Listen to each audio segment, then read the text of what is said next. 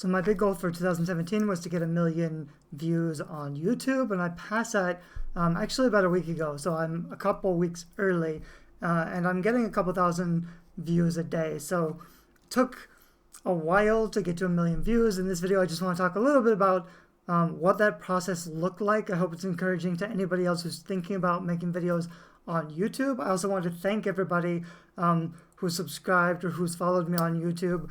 Basically, I already was producing a lot of content for my blogs, a lot of long form articles, but it was difficult for me to communicate all the stuff that I wanted to teach just in a blog post. So I also knew that YouTube is great for traffic. If I put some of my content on YouTube, it'd be good for my businesses because I get more traffic to my websites. The problem with the challenge that I had with starting with YouTube is I was really uncomfortable on camera, and I just couldn't, record myself without feeling ridiculous. I would freeze up and stutter and mumble a lot. And I still have that problem. I still say all the time. I don't edit or polish my videos. But the reason I don't do that, and something I've chosen to do with my brand, is that I focus on content rather than form. So some people will spend more time to produce less videos. I've just put out a massive amount of content. So even if it's not perfect, I still get some views. I get some comments. I get some people who just don't like that my videos are unpolished. I get a lot of comments that say like, your videos are too long. I just wanted to get to the meat. That's something I'm working on. I hope to get better at in the future. You really do need to hit the value really quickly, let people know what they're going to be getting, keep their attention, give a lot of valuable information. But also, if you're the person in your industry or your field or your genre, if you're the person who's also making YouTube videos, you've already got a huge step up because most people are just not going to do it. So mostly I try to focus on having nice lighting. So we travel full time, but I have a nice studio light that I travel with. And I also have a nice Snowball Ice. I tried a Yeti microphone for a while. Now I have a Snowball Ice, which works really well. That's basically all I use for my YouTube. I have a Logitech camera also that I travel with, and sometimes I just record on my iPhone to make YouTube videos. So I don't really have a high-tech gear. I've even spoken at some conferences where I have like all of my gear in my pockets and I just pull it out and I'm like, this is what I use to make YouTube videos. It can be this simple. So don't worry too much about your quality of your videos. Don't worry too much about your production quality or editing. The main thing with producing any kind of content is it's really easy to second guess yourself or never finish anything because you're worried too much about the quality. Of course you want it to be good, but mostly you want to be focused on providing value and giving helpful information. At least in my field, like I'm doing a lot of nonfiction stuff. I have nonfiction businesses based around publishing or book marketing, or in some cases, starting a small business for creative freelancers. But I can get away with not having polished videos because I talk quickly and I provide a lot of value because I have a lot of experience that's helpful for other people who haven't been doing this as long. So I hope that I'm providing enough value that helps people, but I'm not too worried about making it perfect because I know that people are more interested in the content rather than the form because I don't really need to be entertaining. As long as I'm providing value, I don't need to entertain. If you're not providing value and your value is the entertainment, then it's much more important to have a script or to edit or to plan out what you're going to say and to entertain. I personally, I don't worry about being entertaining. I don't need to try to be funny or catch your attention with a bunch of graphics or text. I know I could be doing a lot better, but YouTube isn't where I make my money. YouTube is kind of just one way where I can get in front of some people and I can provide value. And then hopefully, if I help people, they may sign up for something. They may buy one of my online products or check out my books or something like that. I wouldn't say it's a waste of time because now I can also say, hey, I have 1 million views on YouTube. That positions me as an expert. That lets people know that I know a little bit something about online marketing.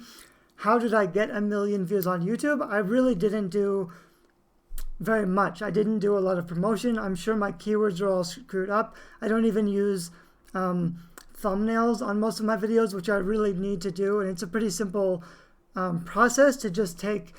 I on my iPhone, I'll just do like a there's an iPhone app called something, but I'm blanking. But you can just add text really quickly over an image. So when I do a video, I'll take a screenshot of the picture of me talking, and I'll add some text over it, and that will become my thumbnail on YouTube.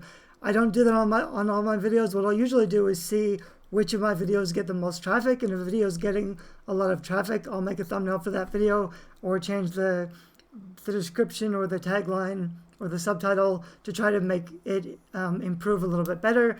I should end all my videos with a call to action, or I should end all my descriptions with a call to action, like go here, sign up for this. I don't do a lot of those things, but again, my process is to fail a lot and to put out a lot of high quality, value driven content that is beneficial to people, that helps people, rather than to just try to make a really nice looking video or focus on the video production. That's something I personally have chosen to do with my brand. You may, if you love video editing, you can do that, or you can outsource the video editing, or I think it'll slow you down. And I think putting out more content is usually the solution, rather than putting out more polished videos with more production quality. Even building online courses, I think that's true. Generally, you can charge more for nice quality videos. I know I've gotten some refunds for having too long videos that aren't as polished as people expect them to be. But I also know my courses have a lot of good information, so they're not for everybody, but they work. And also, I'm not saying that you should put out poor quality videos. I'm saying that you should start with where you are and not be threatened by putting out something perfect. When I started, if you go back and you look at my first videos, they're really crappy. I forced myself to make 100 shitty videos and put them up on YouTube to kind of get over my fear of the camera and to figure out the gear and the software, to figure out how to actually do this thing. And they're still up there. My first 100 videos, they still get views. I don't take them down, even though they're not very good. I'm not really ashamed of them, because, everybody starts from somewhere. That was my process of getting from, I'm afraid of being on camera, or I'm afraid of talking or seeing myself talk on camera, to getting 1 million views on YouTube. Now I have nearly 10,000 subscribers. So I feel like I'm just at a good starting point with YouTube. I don't feel like I'm an ideal YouTube guy. I don't feel like that's where my strengths are. I'm definitely much stronger as a writer, or even as a designer, than I am with making YouTube videos. But I hope that by my example, you can see that you can also do this. No matter who you are, you can start making videos and have success with it, as long as you're providing value that helps people. I think mostly for most industries, if you're writing fiction and you're using YouTube videos for fiction, that's something a little different. Maybe I'll make a video about that in the future. But this is basically how I started. It took probably, I've been doing this 3 or 4 years on YouTube to reach 1 million views, but there's a good chance I'll get another million views. I'll get to 2 million like in the next year, because once you get up to a certain point and you have some stickiness, it's the same with books or with anything else. Once you have some traffic, then it gets really easy to just start tweaking things and seeing bigger results. The hard part is getting started. So if you're thinking about starting off on YouTube, start with where you are, record 100 videos. Don't worry about the production quality. Just worry about, pick 100 topics that if you know your audience, if you know what they're looking for, what their challenges are, make a list of 100 topics. If you're writing a nonfiction, break your nonfiction book into an outline, into subheadings. Hopefully you've got 100 topics in your nonfiction book, and sit down and write, sit down and just speak, 100 5-minute videos, make several a day, put them all up on YouTube. You'll start building traffic. You'll start attracting your audience. It doesn't matter. That can also be basically for nonfiction, that can be if you're having trouble finishing your nonfiction book, once you've spoken about it, you could get someone to transcribe it, although I probably wouldn't. Once you've spoken about it, then you'll have a better idea of what you want to say. So if you record a whole bunch of videos, 5-minute videos on every topic in your book, and then you just sit down and you write those topics and you finish your nonfiction book, and then you now that you have experience on video, you turn those 100 topics into an actual online course. So you have your free videos on YouTube, you have your $3.99 book on Amazon, and then you're trying to upsell people into a free offer, something extra, bonus content, a PDF or something, and then you move them towards a $300 course based on your book and the free videos you have on YouTube. That's a pretty successful marketing plan that doesn't really include any advertising or any promotion or any list building. You're really just putting out a lot of content, a lot of pieces of content. So that's some of the stuff I'll talk about more in my channel. I've talked a lot about books and publishing, but I will be, now that I've finished a couple of courses on book marketing, I'm going to be shifting to do more stuff on creativity, stuff that I've wanted to do for a long time. Creativity, production, business, in the sense of how you can be a creative person and do the things that you like to do but still make money at it. This is something a lot of creative people have trouble with. There are ways to do it. I'm still learning, but I've had a fair amount of success in building my platform, and now it's a lot easier for me to successfully launch the projects I actually care about, because I spent 5 or 10 years helping other people with the projects that they care about. Now I've built a platform. It's very easy. It's a lot easier for me to do the things that I care about, that I'm passionate about, and get the support that I want, because I've been focused on providing value and helping other people rather than just trying to do my thing, which is what most creative people will try to do.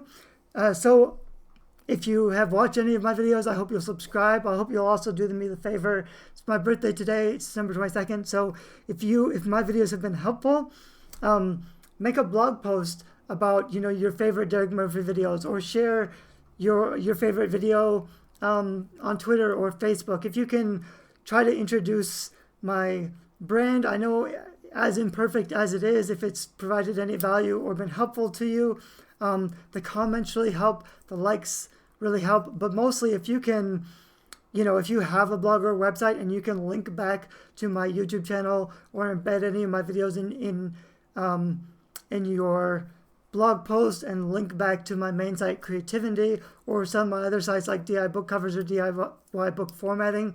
I think most of my views, like I have 1 million views, but probably 2/3 of them are just for book formatting or book design videos. So I'm really happy that my book design videos have been helping people, because I know that's a sticking point.